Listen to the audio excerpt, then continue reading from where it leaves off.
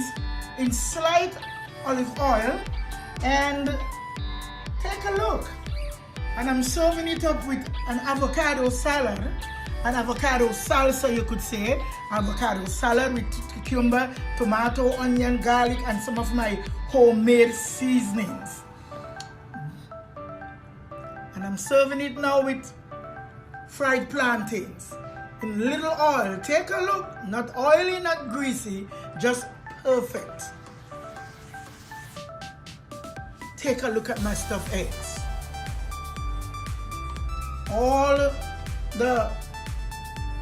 the yolk was removed, and this is stuffed now with just a salsa.